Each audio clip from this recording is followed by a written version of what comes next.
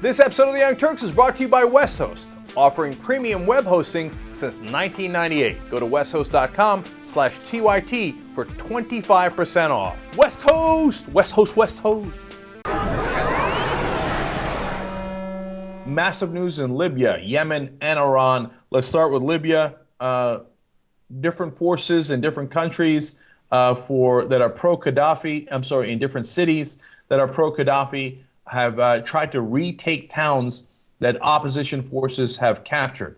And in some cases they have succeeded, in some cases they have failed. It is very dramatic. It's developing into a civil war in Libya.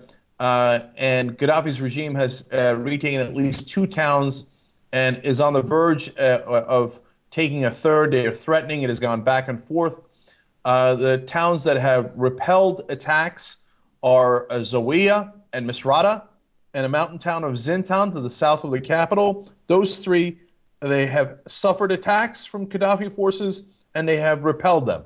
Zawiya was attacked, and that's only 30 miles from the capital, by 6 different forces coming from 6 different angles, and they beat them all back. And it turns out that rebel forces in Zawiya have got an Air Force colonel to defect. They also have significant weaponry. They've got machine guns. They've got anti-aircraft guns. They've also got tanks. So when they were attacked from 6 different directions, they were able to beat back Gaddafi's forces. Now, rebels in other towns were not as successful. And we had Gaddafi supporters taking the control in a city called Sabratha, that is west of Tripoli, and then a mountain town of Garyan. It's the largest in apparently the Nafusa Mountains, and that has been retaken by Gaddafi forces. So as you see here, a lot of battling back and forth, but it's not mowing down unarmed protesters anymore. Those days are over for Gaddafi. He did that for a long, long time. In a reign over 40 years, if you ever challenged him, you were arrested or killed, and oftentimes tortured. There's been a lot of defections in his army, and the rebel forces have captured a lot of weaponry. So it's a little bit more of an even fight now. So when Gaddafi walked into some of these towns around Tripoli thinking he could just retake them, that's not how it turned out for him. So now the UN is, of course, continuing to consider sanctions. The Secretary General has spoken out very forcefully against what Gaddafi has done in trying to tamp down this rebellion and the protests, etc. And now they're continue to very seriously think about a no-fly zone. The Russians apparently are not in favor of it. They call it superfluous. But our State Department, Secretary Clinton, keeps pushing forward, and we are considering arming the rebels. So it's on. Now, I hope that this does not get protracted and last too long, because then you're going to get into a civil war where there's a lot of people who die. Hopefully there's a way for Gaddafi to go down outside of that. One of his own forces anonymously gave an interview saying he's so entrenched in Tripoli, the only way he goes out is if somebody, and I'm quoting the soldier here, puts a bullet in his head, right? He says he doesn't think that's going to happen because the forces around Gaddafi are so loyal to him. Well, his army seemed loyal to him until a couple of days ago. So I don't know how it's going to play out, but it's an amazing story. And the fire spreads throughout the Middle East. In Yemen, the president has flipped on the United States. He is saying that it is the United States' fault that there are protests against them. He is using the oldest trick in the book in the Middle East, saying the protesters are being organized by the West, by the United States, and, of course, Israel. Now, this is tremendously ironic because the president there has, in fact, gotten a lot of support in the past from the United States. And there's a debate within the United States right now as to whether they should support him or not support him because he has helped with fighting against al-Qaeda before. There is a significant al-Qaeda presence in Yemen. And Yemen is different than Egypt, and it's different than the other countries in that, the protest movement in Egypt was almost totally democratic and had nothing to do with al-Qaeda. In fact, al-Qaeda hated it and it proved them wrong because nonviolence won, whereas some of the anti-government forces in Yemen are on al-Qaeda's side. Now, it's a mixed bag. It's not easy to characterize it as one thing or another. but it makes it a complicated situation. Some of Thomas Krzyzewski, he's a senior vice president of U.S. National Defense University and former U.S. ambassador to Yemen, says that Saleh's regime has about a 50-50 chance of surviving.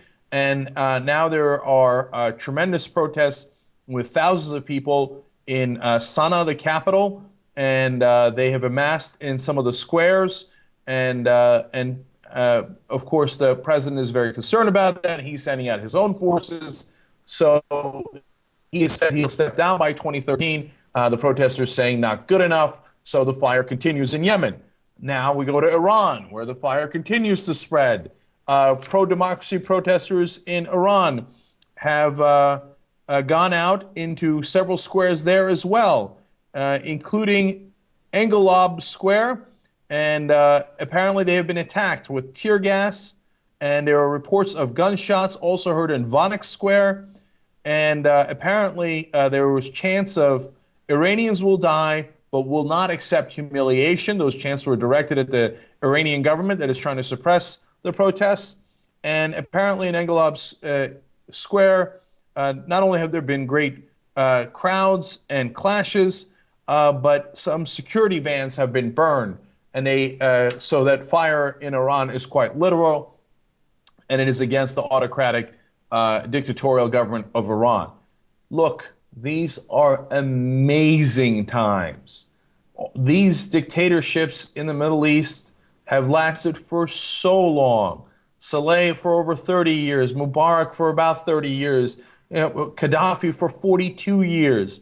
And now it looks like they are toppling or being significantly challenged in one country after another after another. It's amazing the speed with which this is happening. And we're all connected now through the internet, through television now. Al Jazeera is a huge force in the Middle East. It's showing people the democracies and the protests and the rebellions throughout the area. It's encouraging people.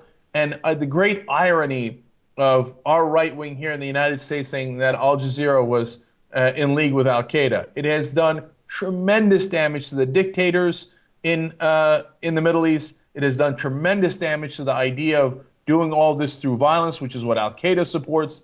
And it has done great good for democracy in the Middle East.